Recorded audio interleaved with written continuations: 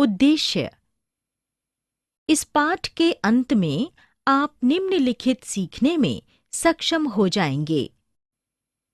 व्यष्टि अर्थशास्त्र और समष्टि अर्थशास्त्र में आधारभूत अंतर समझने में, पूंजीवादी अर्थव्यवस्था की मुख्य विशेषताओं के बारे में समझने में, समष्टि अर्थशास्त्रीय दृष्टिकोण से अर्थव्यवस्था में 4 प्रमुख क्षेत्रकों के बारे में जानने में, महामंदी के ऐतिहासिक प्रसंग और समष्टि अर्थशास्त्र के अध्ययन पर इसके प्रभाव के विषय में सीखने में, देश के कुल उत्पादन और ब्याज की दरों, मजदूरी दरों और अन्य विशेषताओं के बीच अंतर संबंध के विषय में सीखने में। समष्टि अर्थशास्त्र और उसका उद्भव। समष्टि अर्थशास्त्र क्या है? समष्टि अर्थशास्त्र अर्थशास्त्र की वो शाखा है जो संपूर्ण अर्थव्यवस्था के व्यवहार और प्रदर्शन का अध्ययन करती है। इसके अतिरिक्त हम ये देख सकते हैं कि व्यष्टि अर्थशास्त्र के उपकरणों जैसे कि आपूर्ति और मांग विश्लेषण का प्रयोग करने के अतिरिक्त स्तरीय निर्णयों के बड़े पैमाने पर परिणामों का अध्ययन करने के लिए समष्टि अर्थशास्त्री व्यष्टि सकल उपायों जैसे कि सकल घरेलू उत्पाद जीडीपी, बेरोजगारी दर एवं उपभोक्ता मूल्य सूचकांक का उपयोग करते हैं। समष्टि अर्थशास्त्र नीति को सामान्य रूप से उपकरणों के 2 सेट अर्थात राजकोषीय और मौद्रिक नीति के माध्यम से कार्यान्वित किया जाता है। राजकोषीय नीति अर्थव्यवस्था को प्रभावित करने के उपकरणों के रूप में सरकार के राजस्व एवं व्यय का उपयोग है।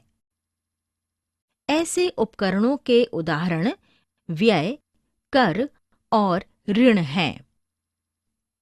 दूसरी ओर केंद्रीय बैंकों द्वारा कई तंत्रों के माध्यम से धन की आपूर्ति को नियंत्रित करके मौद्रिक नीति को कार्यान्वित किया जाता है।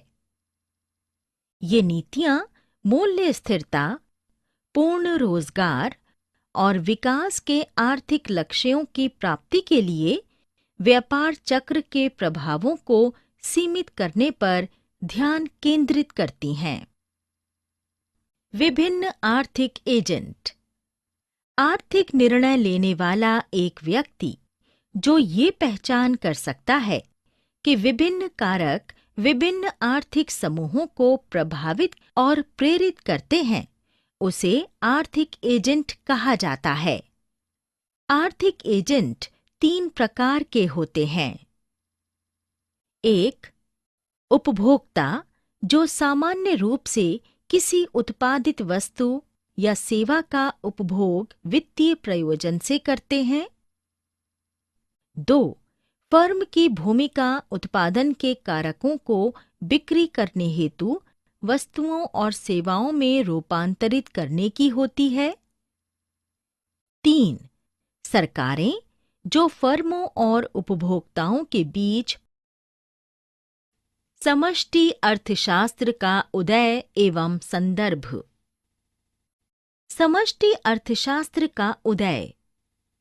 जॉन मायनॉर्ड कीनेस ने इनमें से कुछ शास्त्रीय सिद्धांतों पर आक्रमण किया और एक सामान्य सिद्धांत विकसित किया जो संपूर्ण अर्थव्यवस्था की व्याख्या पृथक एवं व्यष्टि अर्थशास्त्र के भागों के स्थान पर समग्रता के शब्दों में करता है। मंदी की व्याख्या करने का प्रयास करते हुए उन्होंने लोगों और व्यवसायों द्वारा नकद की जमाखोरी करने और निवेश से बचने की प्रकृति पर गौर किया। उन्होंने तर्क दिया कि ये शास्त्रीय अर्थशास्त्रियों की इस धारणा को अमान्य कर देता है जो ये मानते थे कि बाजार किसी भी प्रकार की अधिशेष वस्तु नहीं छोड़ते हैं और श्रम करने का इच्छुक कोई भी व्यक्ति बेकार नहीं बैठता है। कीनेस का अनुसरण करने वाली अर्थशास्त्रियों के पीढ़ी ने अपने अपने सिद्धांत को नवशास्त्रीय व्यष्टि अर्थशास्त्र से संश्लेषित किया। पूंजीवादी उद्यमों का ऐतिहासिक संदर्भ। पूंजीवाद उत्पादन के साधनों के निजी स्वामित्व और लाभ हेतु उनके संचालन पर आधारित आर्थिक प्रणाली है। पूंजीवाद के केंद्रीय अभिलक्षणों में निजी संपत्ति, पूंजी संचय, मजदूरी श्रम, स्वैच्छिक आदान प्रदान, मूल्य प्रणाली और प्रतिस्पर्धी बाजार सम्मिलित हैं। पूंजीवादी बाजार अर्थव्यवस्था में निर्णय निर्धारण एवं निवेश का निर्धारण पूंजी बाजारों में धन, संपत्ति या उत्पादन प्रणाली के प्रत्येक स्वामी द्वारा किया जाता है, जबकि कीमतों और वस्तुओं और सेवाओं के वितरण का निर्धारण मुख्यतः वस्तुओं और सेवाओं के बाजारों में वस्तुएं और सेवाओं में प्रतिस्पर्धा द्वारा किया जाता है। अधिकतर मौजूदा पूंजीवादी अर्थव्यवस्थाएं मिश्रित अर्थव्यवस्थाएं हैं जो राजकीय हस्तक्षेप के साथ मुक्त बाजारों के तत्वों और कुछ मामलों में आर्थिक योजना का संयोजन करती हैं। समष्टि अर्थव्यवस्थाओं में घरेलू क्षेत्रक।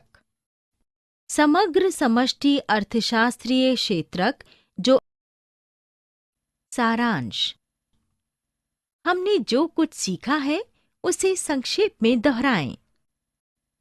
समष्टि अर्थशास्त्र अर्थव्यवस्था के सकल आर्थिक चरों से व्यवहार करता है।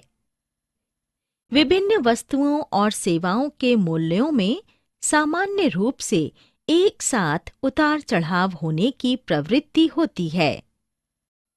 इस प्रातिनिधिक वस्तु का मूल्य या नियोजन स्थिर अर्थव्यवस्था के सामान्य मूल्य और नियोजन स्तर को प्रतिदर्शित करेगा।